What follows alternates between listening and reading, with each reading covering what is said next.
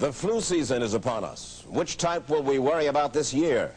And what kind of shots will we be told to take? Remember the swine flu scare of 1976? That was the year the U.S. government told us all that swine flu could turn out to be a killer that could spread across the nation. And Washington decided that every man, woman, and child in the nation should get a shot to prevent a nationwide outbreak, a pandemic. Well, 46 million of us obediently took the shot. And now 4,000 Americans are claiming damages from Uncle Sam amounting to $3.5 billion because of what happened when they took that shot. By far the greatest number of the claims, 2/3 of them, are for neurological damage or even death, allegedly triggered by the flu shot. We pick up the story back in 1976 when the threat posed by the swine flu virus seemed very real indeed. This virus was the cause of a pandemic in 1918 and 1919 that resulted in over 500,000 deaths in the United States, as well as 20 million deaths around the world. See how easy it is to... Thus, the U.S. government's publicity machine was cranked into action to urge all America to protect itself against the swine flu menace. Influenza is serious business. During major flu epidemics, millions of people are sick and thousands die. Well, this year you can get protection. The vaccines are safe, easy to take, and they can protect you against flu. So roll up your sleeve. Protect yourself. One of those who did roll up her sleeve was Judy Roberts. She was perfectly healthy, an active woman, when in November of 1976, she took her shot. 2 weeks later, she says, she began to feel a numbness starting up her legs. I joked about it at that time. I said I'll be numb to the knees by Friday if this keeps up. By the following week, I was totally paralyzed. So completely paralyzed, in fact, that they had to operate on her to enable her to breathe. And for 6 months, Judy Roberts was a quadriplegic. The diagnosis? A neurological disorder called Guillain-Barré syndrome, GBS for short. These neurological diseases are little understood. They affect people in different ways. As you can see in these home movies taken by a friend, Judy Roberts' paralysis confined her mostly to a wheelchair for over a year. But this disease can even kill. Indeed, there are 300 claims now pending from the families of GBS victims who died, allegedly as a result of the swine flu shot. In other GBS victims, the crippling effects diminish and all but disappear. But for Judy Roberts, progress back to good health has been painful and partial. Now, I noticed that your smile, Judy, is a little bit constricted. Yes, it is. Is it different from what it used to be? Very different. I have a greatly decreased mobility in my lips. And I can't drink through a straw on the right-hand side. I can't blow out birthday candles. I don't whistle anymore, for which my husband is grateful. It may be a little difficult for you to answer this question, but have you recovered as much as you are going to recover? Yes, this is it. So you will now have a legacy of braces on your legs for the rest of your life? Yes, the weakness in my hands will stay and the leg braces will stay. So Judy Roberts and her husband have filed a claim against the U.S. government. They're asking $12 million, though they don't expect to get nearly that much. Judy, why did you take the flu shot? I'd never taken any other flu shots, but I felt like this was going to be a major epidemic. And the only way to prevent a major epidemic of a really deadly variety of flu was for everybody to be immunized. Where did this so-called deadly variety of flu, where did it first hit back in 1976? It began right here at Fort Dix in New Jersey in January of that year when a number of recruits began to complain of respiratory ailments, something like the common cold.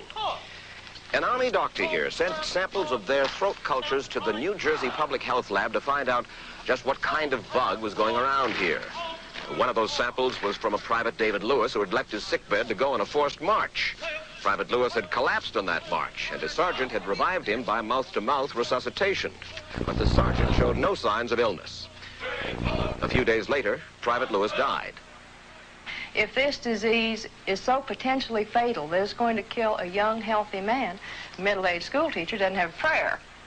The New Jersey lab identified most of those soldiers' throat cultures as the normal kind of flu virus going around that year, but they could not make out what kind of virus was in the culture from the dead soldier and from 4 others who were sick. So they sent those cultures to the Federal Center for Disease Control in Atlanta, Georgia for further study. A few days later, they got the verdict: swine flu. But that much publicized outbreak of swine flu at Fort Dix involved only Private Lewis, who died, and those 4 other soldiers who recovered completely without the swine flu shot.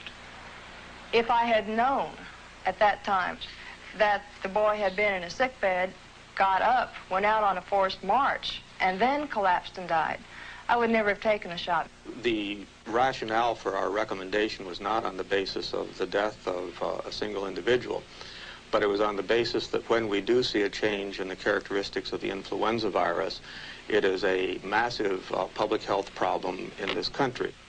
Dr. David Senser, then head of the CDC, the Center for Disease Control in Atlanta, is now in private industry.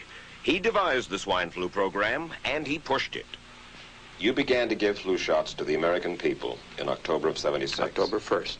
By that time, how many cases of swine flu around the world had been reported? There had been several reported, but none confirmed. There had been cases in Australia that were reported by the press, by the news media. There were cases in... None confirmed. Did you ever uncover any other outbreaks of swine flu anywhere in the world? No. Now, nearly everyone was to receive the shot in a public health facility where a doctor might not be present. Therefore, it was up to the CDC to come up with some kind of official consent form, giving the public all the information it needed about the swine flu shot. This form stated that the swine flu vaccine had been tested.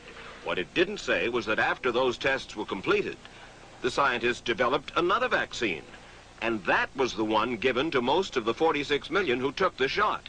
That vaccine was called X53A. Was X53A ever field tested? I can't say. I would have to... It wasn't. I don't know. Well, I would think that you're in charge of the program. I would have to check the records. I haven't looked at this in some time. The information form, the consent form, was also supposed to warn people about any risks of serious complications following the shot. But did it? No, I had never heard of any reactions other than a sore arm, fever, this sort of thing. Judy Roberts' husband, Gene, also took the shot. Yes, I looked at that document. I signed it. Nothing on there said I was going to have a heart attack or I can get Guillain-Barré, which I never heard of. What if people from the government, from the Center for Disease Control, what if they had indeed known about it? What would be your feeling? They should have told us.